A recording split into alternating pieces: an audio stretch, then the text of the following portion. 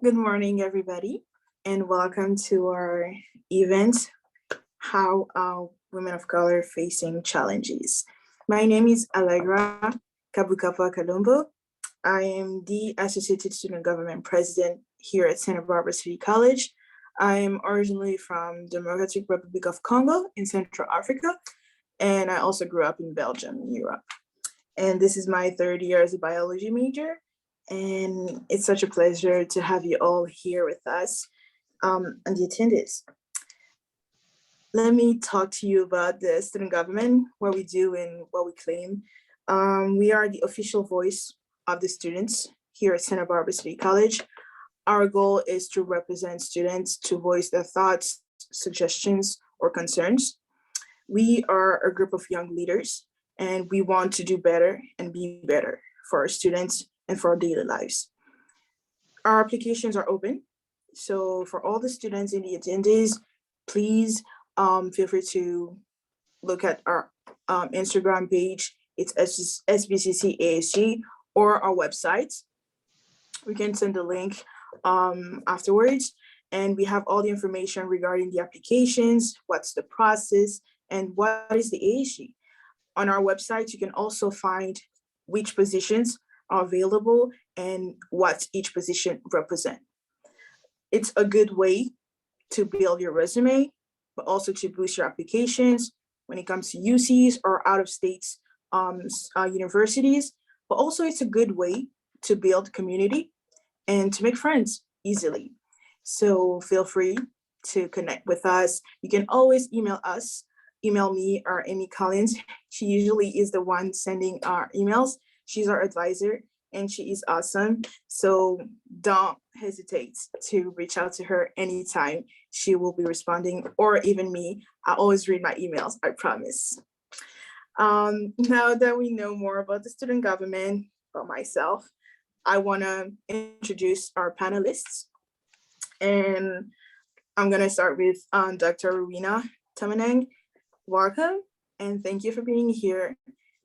Let us know who you are, where you're from, and what's your experience a little bit, and we can start off.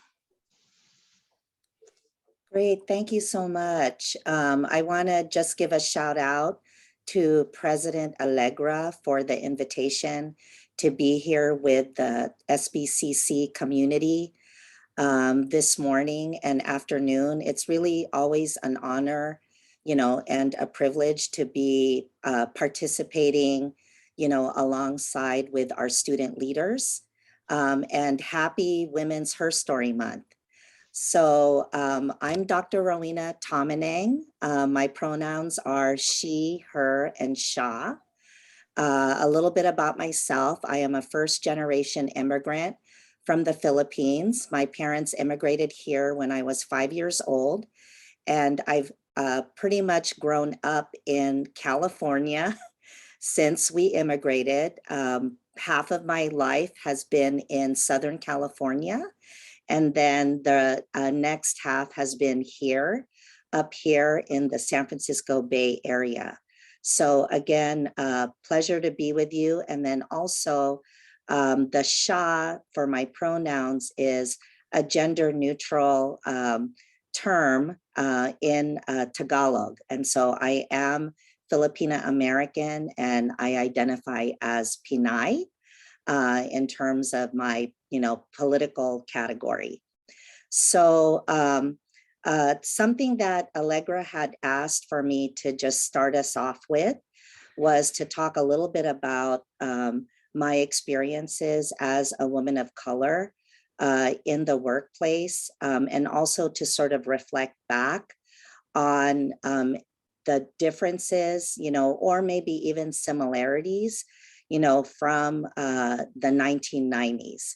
So I think I'll go back to when I was at UC Santa Barbara for graduate school, which is, next door to your community. And so after I graduated with a bachelor's degree from UC Irvine, I pursued my first doctorate program at UC Santa Barbara in English. And I also was focusing on multi-ethnic literature, mostly doing a comparative analysis of Chicanx women writers and Philippines writers in my first graduate program. And I do want to say that at that time, UC Santa Barbara, was not as diverse as it is now in terms of the student demographics. And I was part of a cohort that was admitted that year to diversify the English department.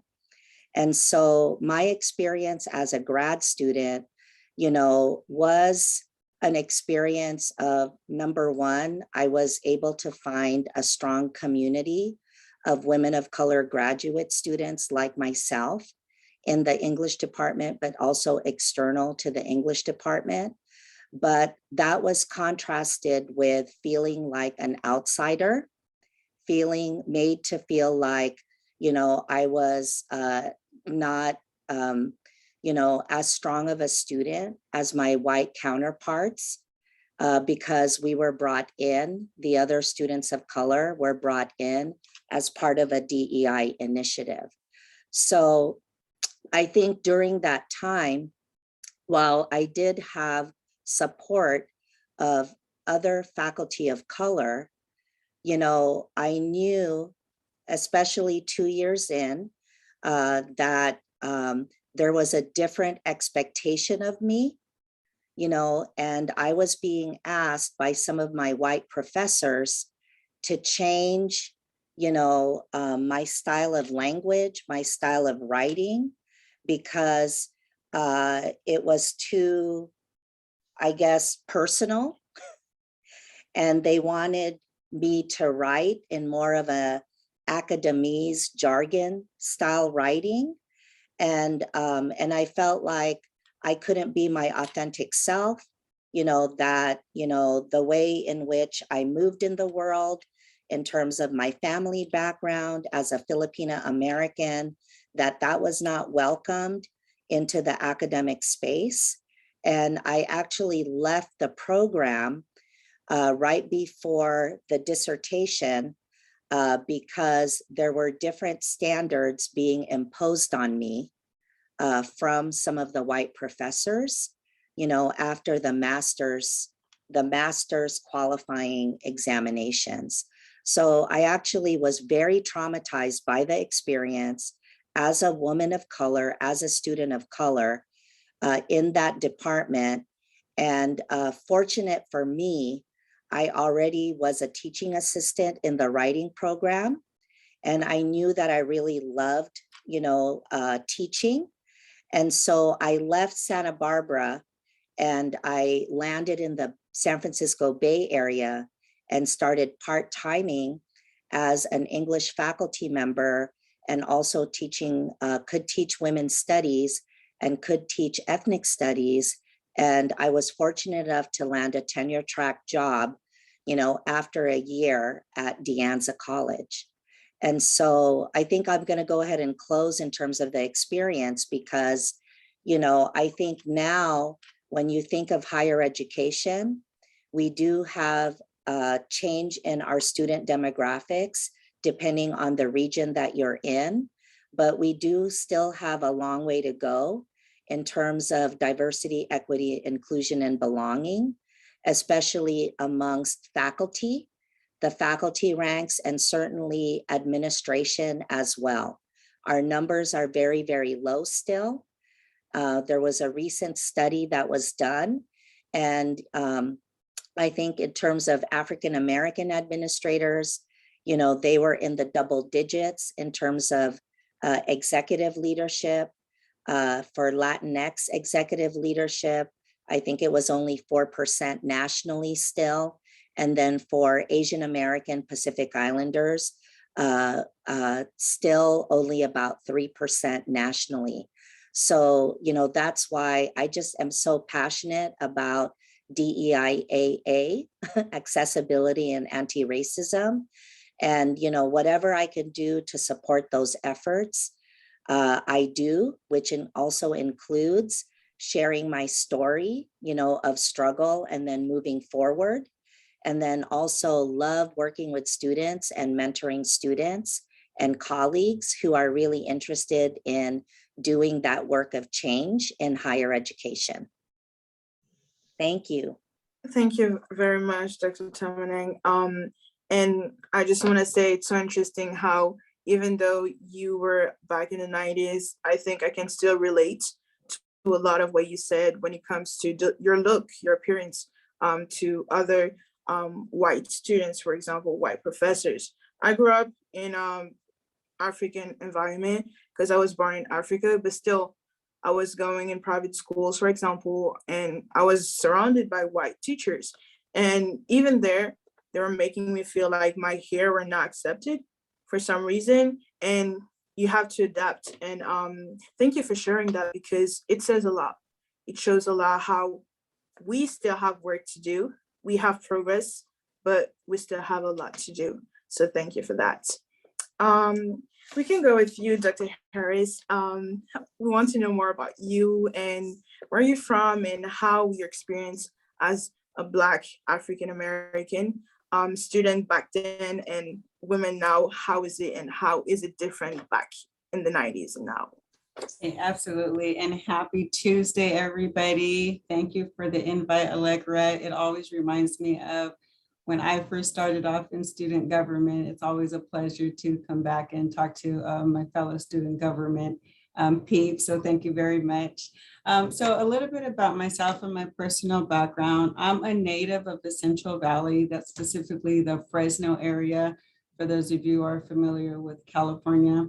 I come from a single parent household and I'm one of 5 children, being the second oldest. But my sister, she'll always try to say that because I'm taller than her, sometimes I try to get away with being the oldest.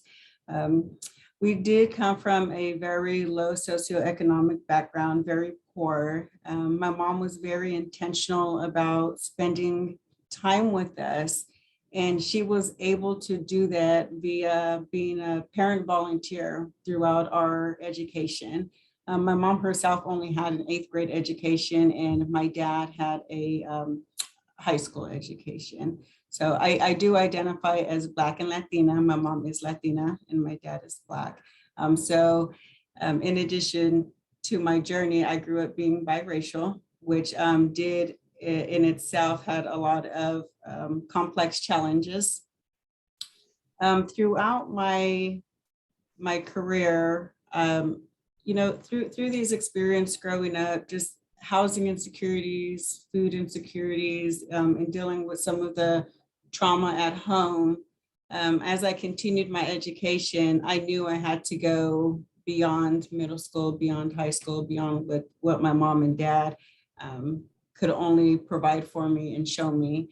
And so I continued on my education, but I continued on as a student athlete. And I point that out because we're not just women of color, we're moms, we went to school as student athletes, we're friends, like we play so many multiple roles. And so that's contributed to our journey as women of color.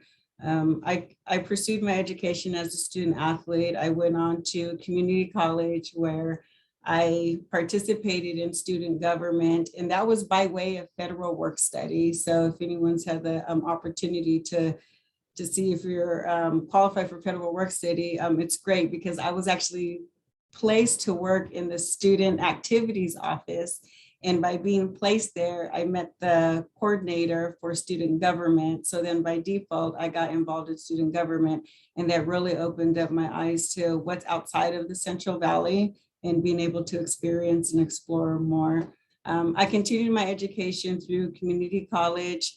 From there, I got a track scholarship to Cal State Bakersfield, where I competed and received my degree in communications and journalism. And then throughout the years, for some reason, I couldn't stay away from school. So throughout the years, I got my master's and I got my doctorate in education. Some of my roles that I've played right now, currently, I'm the Vice President of Learning and Student Success. I've served as the Dean of Students and Athletics. But what do I really do, right? Those are the titles, but what do I really do? I work with people on a day-to-day basis to provide leadership and set direction.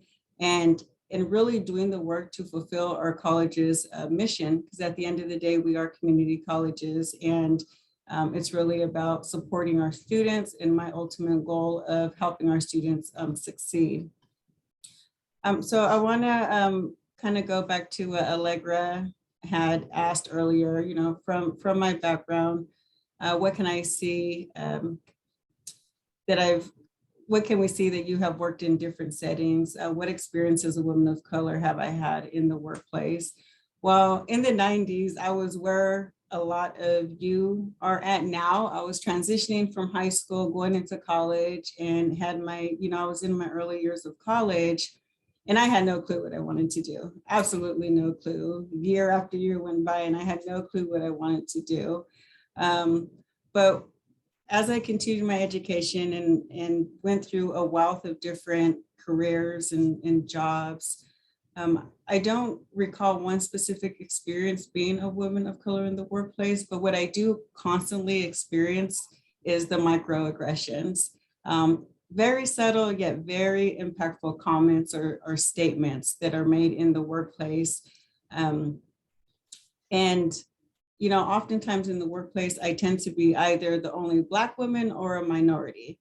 So I'm always seen as the representation, whether it's a question about Black hairstyles to how do we address diversity in the workplace?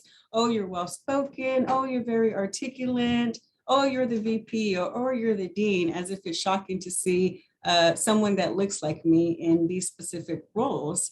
And so as a woman of color, you know, we're not immune to the realities of what's going out there in the world. We continue to face other challenges that folks face in the world. We face those in the workplace, and it could be very mentally taxing, and it could make it harder to perform at work. And so, you know, what I want to say to that is continue to build support with allies who you don't, so that you don't carry the weight alone. Make sure you're taking time to decompress and just be prepared. Be prepared so you're not caught off guard, and respect yourself very well. So I'll end with that. Thank you. Thank you so much. And it is true. It's oftentimes, I think even more in California, maybe because it's the first state I lived in the US, but oftentimes I was either the only Black person in my classroom, in my biology class, or where I work, I'm the only one.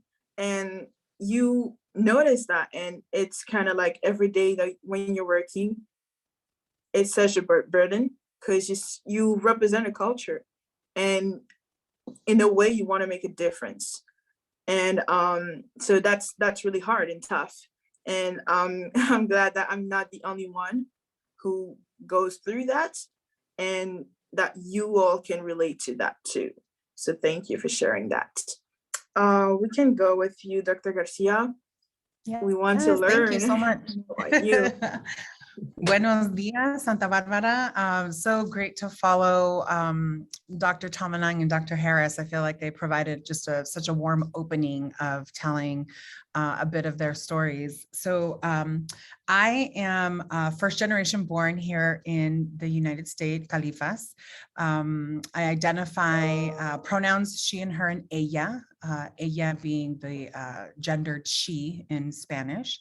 And I also identify as Chicana. I think Rowena shared earlier about identifying as Pinay having a political context. And so certainly my identification as Chicana is grounded very much in that piece. And so I feel like I have a connection to Santa Barbara without even being a part of your community. El Plan de Santa Barbara, in case you're not aware of it, in 1969 came out of the Chicano Council on Higher Education.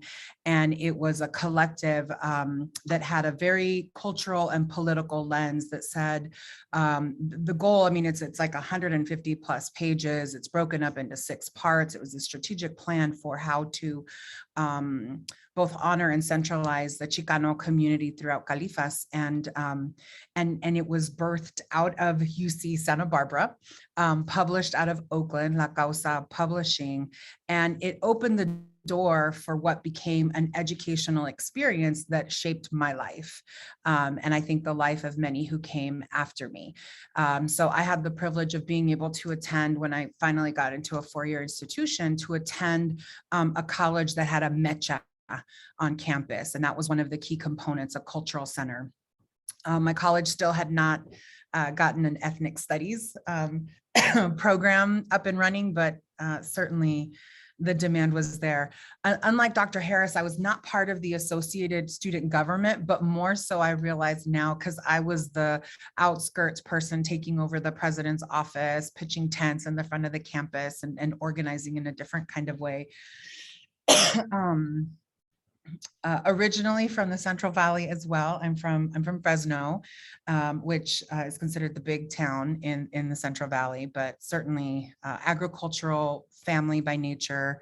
Also a product of a single mom household, and I will say generational survivorship of dating violence and domestic violence and trauma. So that is something that's a part of my story, more so from my mom and my oldest sister. But it's a part of my story because it's a part of their story. And in terms of what they have modeled for me around resilience and strength and pain, and what it takes to navigate those spaces. Let's see, I have a very non-traditional background. So I did go to a private liberal arts college after high school, only because I didn't know any better. So as a first generation college student, I had an acceptance in the Bay Area to UC Berkeley and to St. Mary's College. And my mom, you know, she always supported me going into college, but did not want me going to Berkeley because, as she said, you know, there's just a bunch of hippies and people having sex on the streets. Very different coming from a predominantly Mexican Catholic family. I really wanted to go away to college. And so I played basketball in high school and had gotten a partial scholarship to go play basketball in Fresno State, but I did not want to stay in Fresno. And unlike student athletes where you know that's your thing, I knew it wasn't my thing. I had fun, but it was not my thing.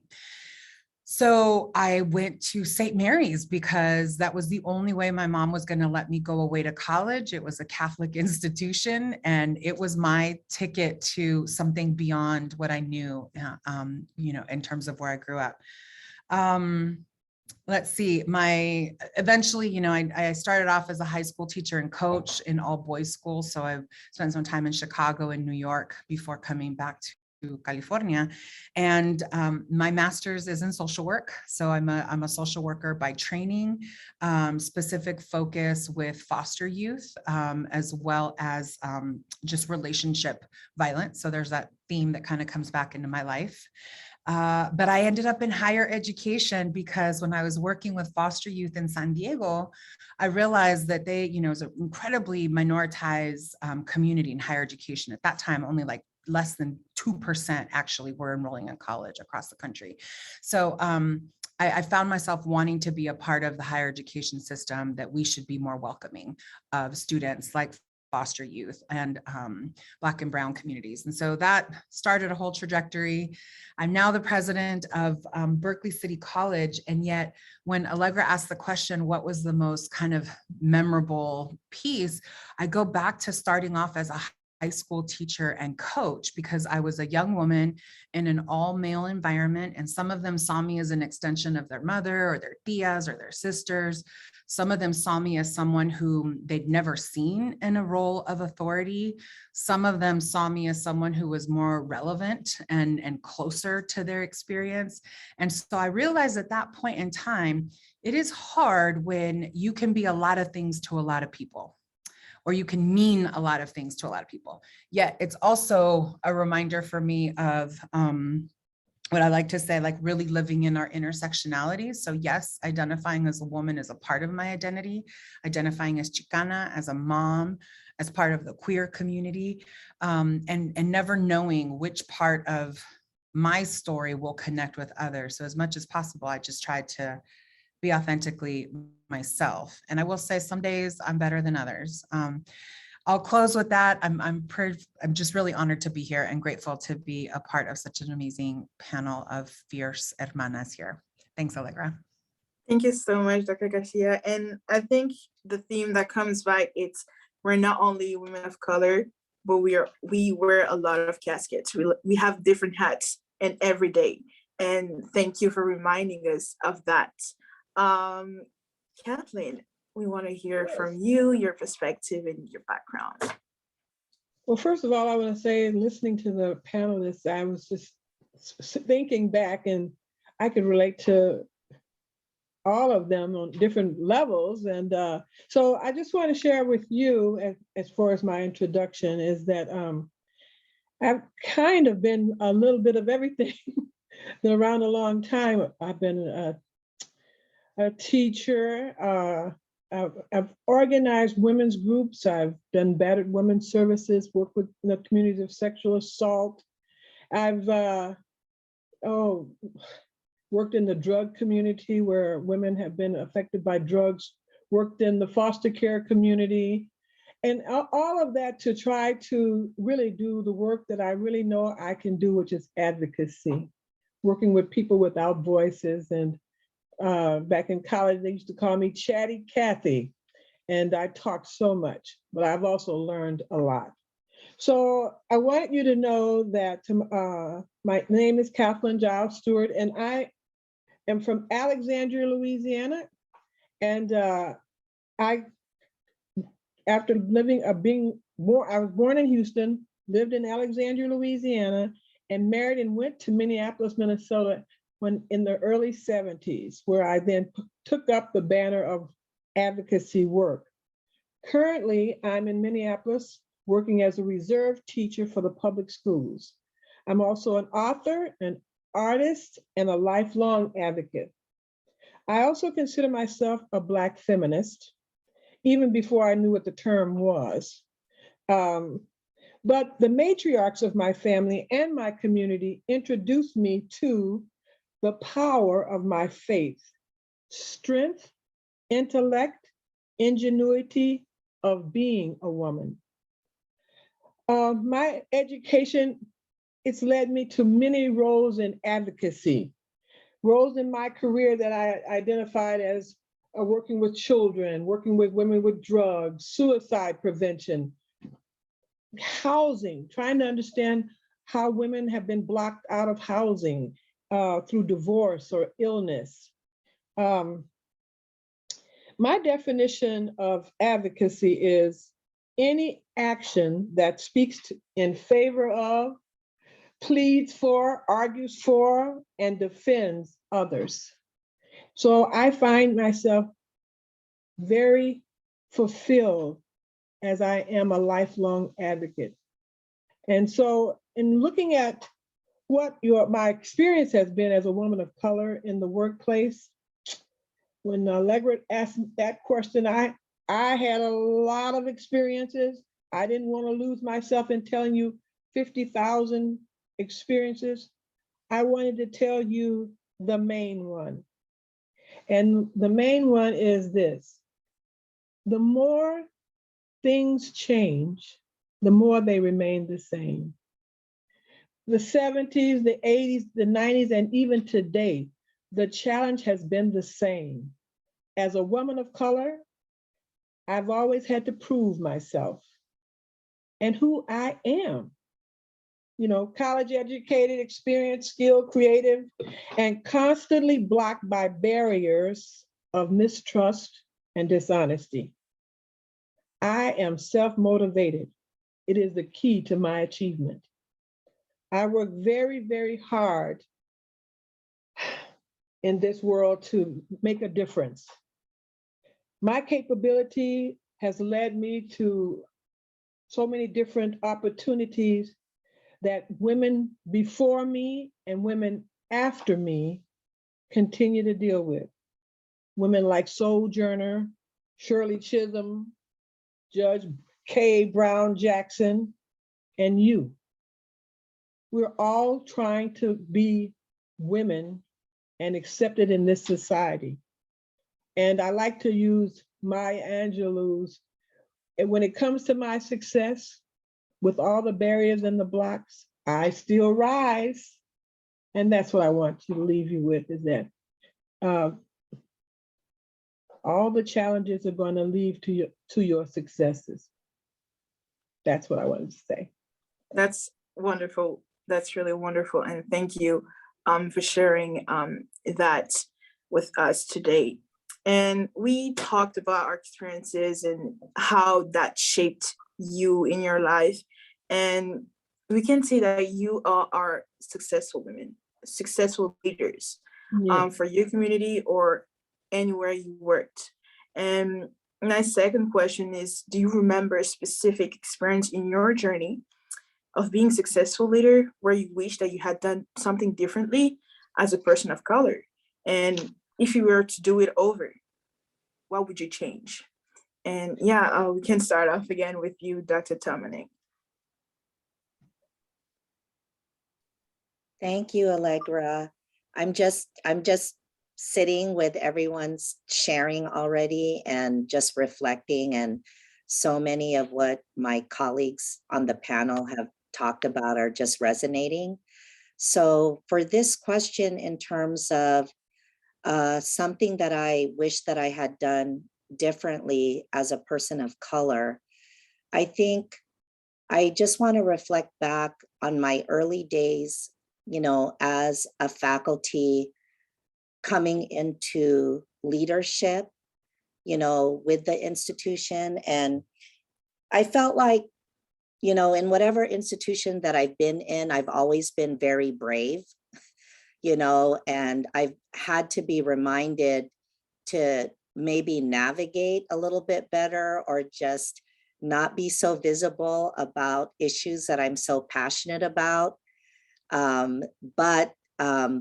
So when I think of this questions, it's not really about me wanting to do something different as a woman of color, person of color leader within an institution, but it's actually an example that I wanted to provide of something that happened in the community.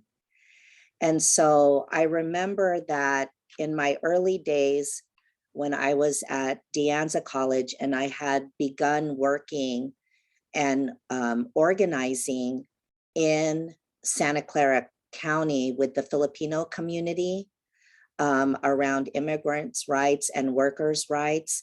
And at that time, I was being introduced to many community organizations, and then also elected officials, and starting to get involved in campaigns for social justice. And I remember that there was a rally that was happening. And during that time, I was still getting to know people in the community.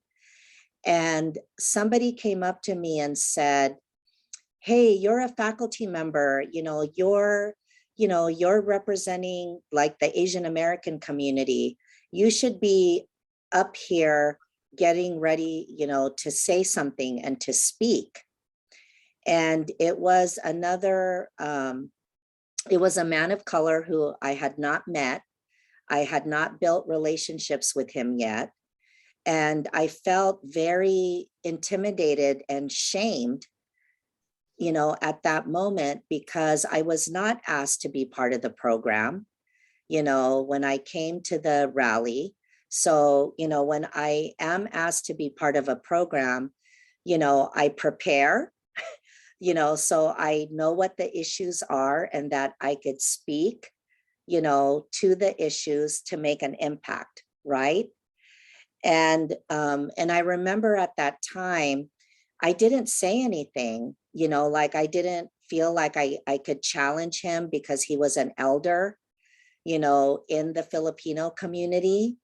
But it sits with me. So now 20 years later, I still remember it, and at that time I questioned myself, like, should have I been, should have I stepped up, and just inserted myself into the program because I was an academic, from an educational institution, but, when I think about it now, I'm glad that I didn't, because I was still building relationships with the community. And there are so many academics that come into the community space and they feel like they own it and that they have the knowledge to be able to speak on the issues, you know, and so on reflection, you know, I wouldn't change anything except, you know, I might have said something directly to that male community leader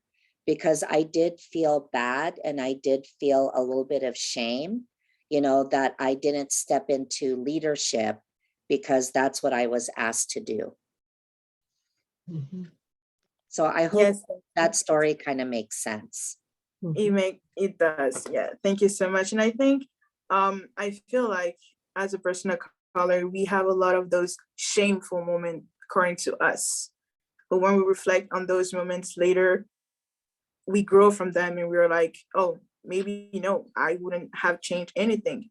That's how I am, and that's how I want to do better. So I really agree with your last statement regarding that. Dr. Harris, anything to share for us?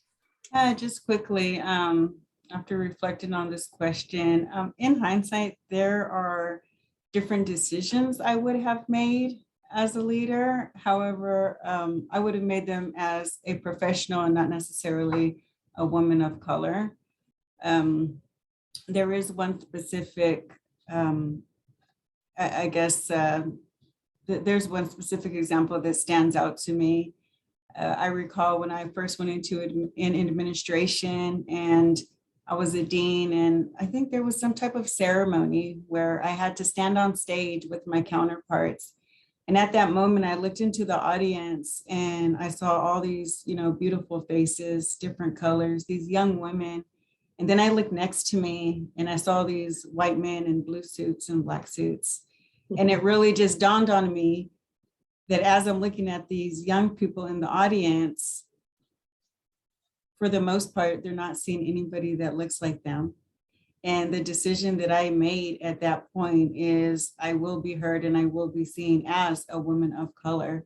And so when I am, you know, I proceeded to, the next time I had to stand on stage with those men, I made sure I was in my dress, in my pink heels, to let them know, oh, you can wear what you want to wear. You know, I made sure that they saw me as authentically as I could be so that they could feel comfortable in knowing that, yeah, they may have a similar challenge moving forward in their career, but they can overcome it and we will be heard and we will be seen.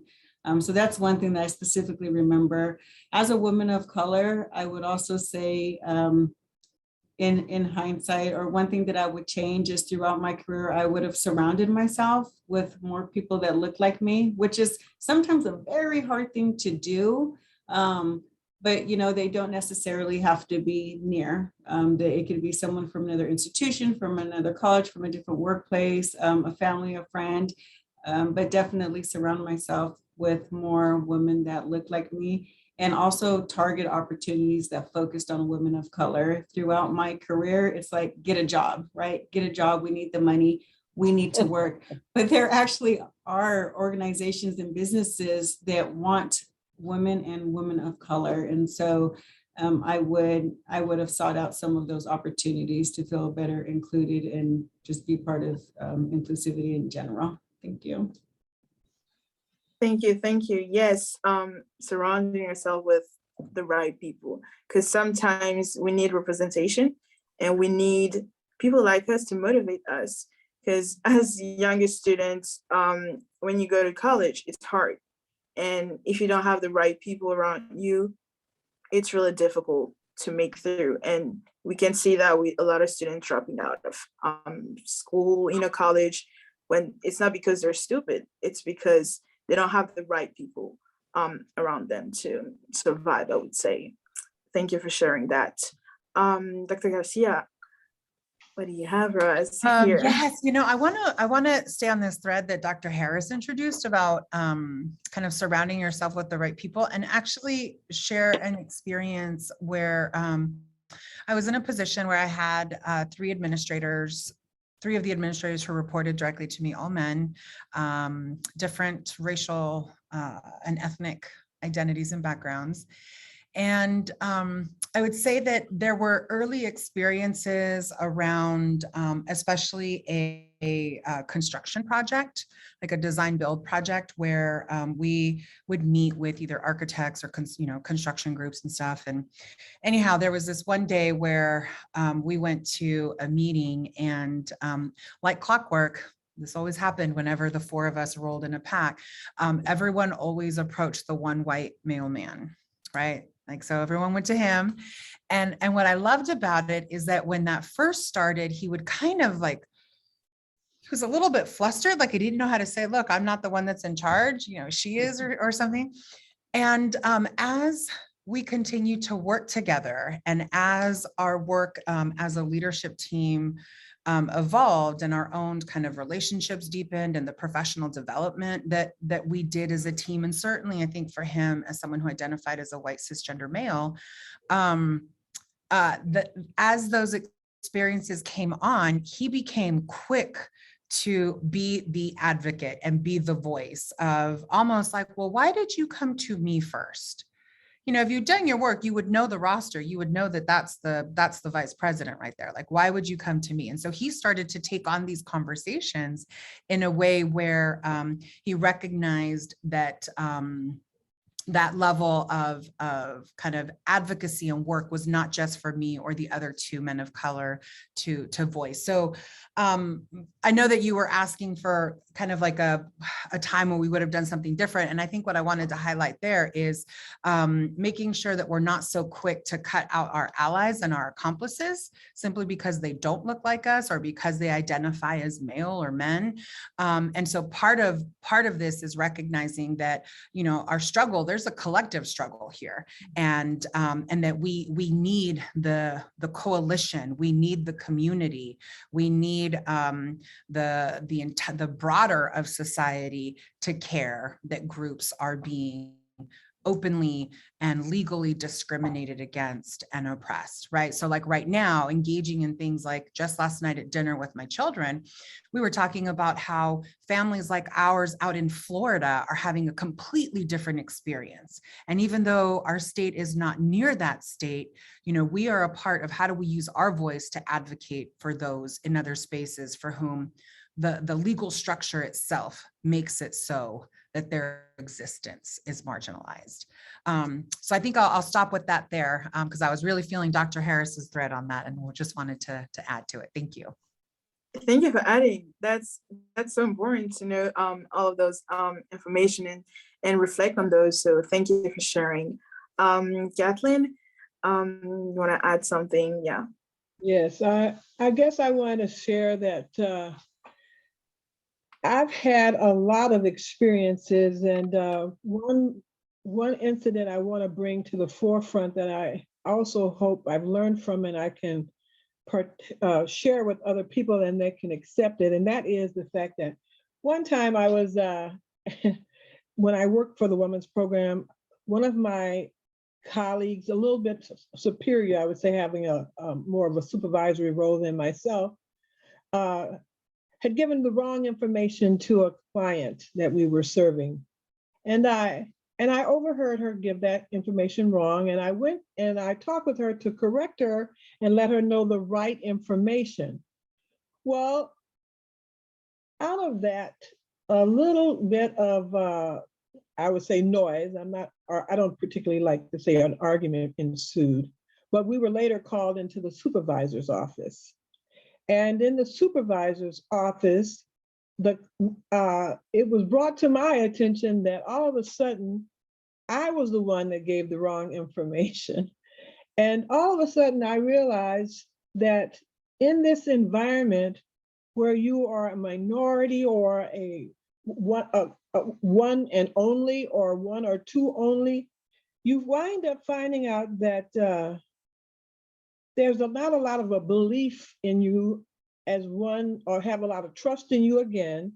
And a lot of people in that environment did not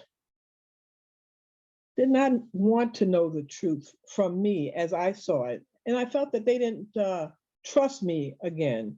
So I learned a lesson from that environment, because I learned that people will say different things and to your face, and then do different things behind your back. So I developed a little motto that says, damn what you say, watch what you do. And from that, I learned this I want to impart to everyone this truth that I learned for myself. And this is what I started to do differently. I learned that truth is in the written word. I no longer share ideas that can be taken and not that can be taken that was mine, hearing it in the voice of someone else. I no longer give feedback or discuss things without documentation. I learned about emails, dates, and times that when I've talked to someone, I get back to them and let them know what I think I heard them say in writing. I want you to trust, and I learned to trust the written word. I own my truth. I own my mistakes. It's written. That's it. Wow. I took some notes because this was powerful, and I think I'm gonna use it for the rest of my life. So thank you so much for this. Wow. Wow. Yeah. We're almost, the time is almost done, but I want to end up with just this last question, and which is, what has helped you get to where you are, and what advice would you have for the younger generation who want to set off in a similar direction? And yeah, Dr. Tominang, we can start off with you. Great, thank you. And I think I want to go back to some points that have already been made by Dr. Harris and then also Dr. Garcia in terms of, thinking about where you get your support, and then also, building those relationships and allies. So for me, I definitely would not be where I am now, without all of the support of those who came before me, standing on the shoulders of other women of color leaders in our educational spaces, who have dealt with challenges and overcome barriers. And I feel very blessed and fortunate that I have had mentors. I've had very powerful women mentors in my life, even at home with my mother, but certainly in the professional space. And these women are my confidants, they're my sisters.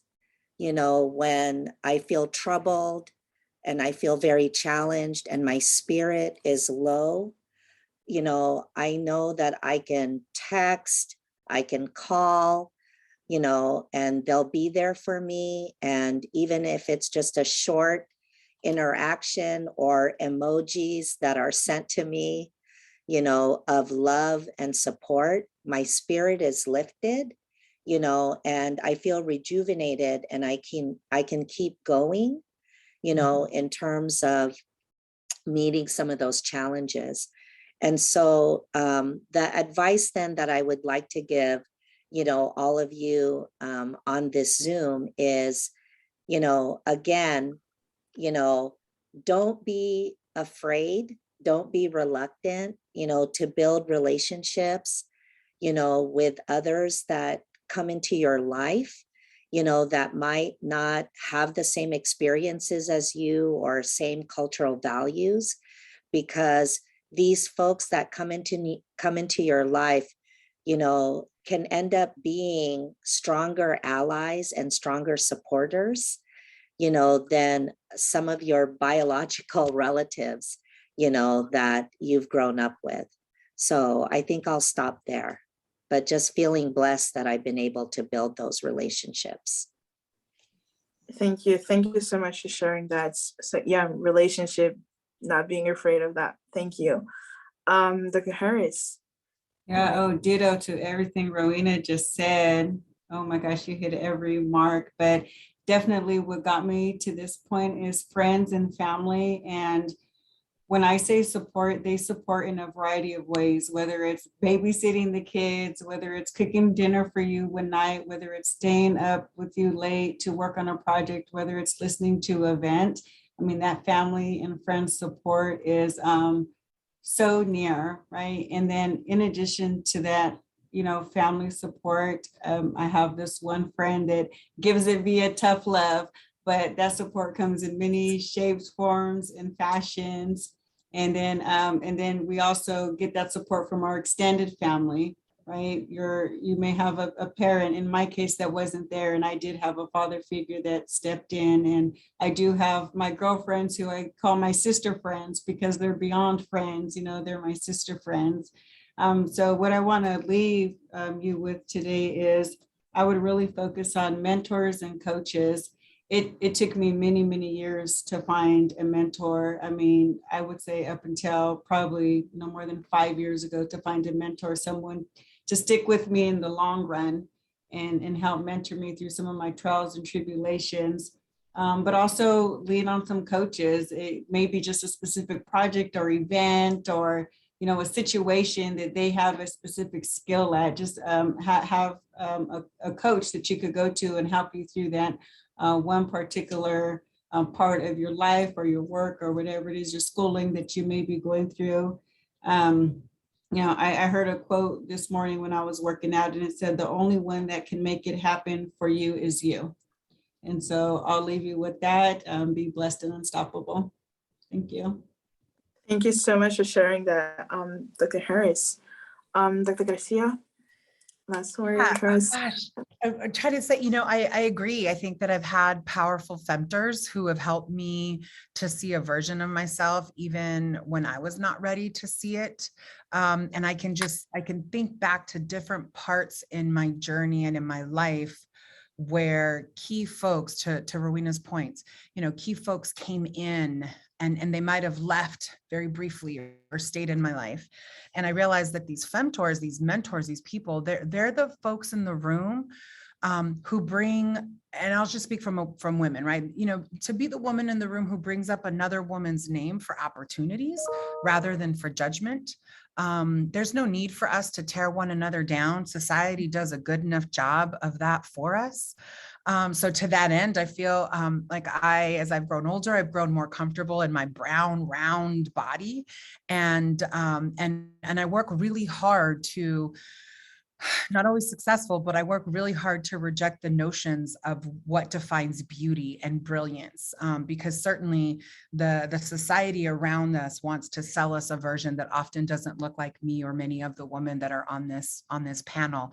And when it should be folks like us that are viewed as images, I think, of beauty and brilliance. And so, building genuine and authentic relationships. I'll tell you, I am no longer in my young parma, but I am learning still to this day how to build relationships in a way, and even going back with some of my family relationships, recognizing that you can have relationships that have been a source of a lot of pain, but that they can transform into something that's a little bit more positive. And so that's some work that I'm doing right now, and recognizing that not everyone deserves equal amounts of your time, your energy, your love. I think as women of color, we're constantly filling others' cups. I think that embracing our intersectionality and means that we challenge the norms to lump all women as a monolithic experience. I think in hearing our stories today, while we have similarities, they are different. And just the advice that I would leave for the community is, own your space, own your name, own your values, and then with that, own your actions. I feel like when we do that, then the presence of women, the diversity of women, the kind of the beauty of our community gets to shine through. So thank you very much for having me this afternoon. Thank you. That was powerful. And I'm taking notes because you are sharing so much, and it's really uplifting. So thank you. Kathleen, last word for us. Well, I'm going to share that first and foremost, what has, I guess, got me through and definitely made me successful is my faith, and having that as a sustaining power within me. Family, friends. I've learned to, wherever I go, wherever I am, I can build family. I mean, you have to find the friends, the family, the uncle you want in your life, the brother you want in your life, the sister you want in your life. That has helped me. The second thing is opportunity. When it knocks, I stay ready. I stay ready to go and make that move. Opportunity, you can create opportunity. You can solicit opportunity. Opportunity can also be non-solicited, just there, and you need to be ready to take advantage of it. Another thing I've taken advantage of, I am self-motivated. You have to be self-motivated. Who are you waiting for to inspire you? What are you trying to get? Where are you trying to go? Who do you want to cheer for you? You've got to get started. So I volunteer. I love reading everything, not just no TV or YouTube. You got to ask people questions. And I learned as Chatty Cathy, you have to listen. You have to be observant. You got to try and be courageous. There's a lot of things I've done when I'm scared, and I've gotten through them. So my advice, the advice I can give people is know yourself, the good, the bad, and the ugly. Educate yourself beyond the classroom, beyond the requirements of the curriculum. It's not always about the degree. It's about the coupons, little things you learn along the way. Forget your mistakes, but remember the lesson. And then I'd like to leave you with the African proverb. If you want to go fast, go alone. If you want to go far, go with someone. That's it. Amazing. Amazing. Thank you so much. And I want to thank you all because as a young leader, I learn every day, and I want to learn, and I want to educate myself outside of school. And I grew up in 3 different continents now, and it's such a pleasure to see that nothing is really different. We're all human at the end of the day, and we are women. And learning from other women, uplifting other women and myself, it's really the highlight of my day today and the highlight of my life, I would say. So thank you for giving me the privilege of meeting you and just sharing your stories and being open to share. And thank you so much. And I want to thank also the attendees for joining the webinar, taking the time off of your day to tune in and listen to these amazing leaders and get to learn from them. So thank you so much. Okay, I want to just, yeah, perfect.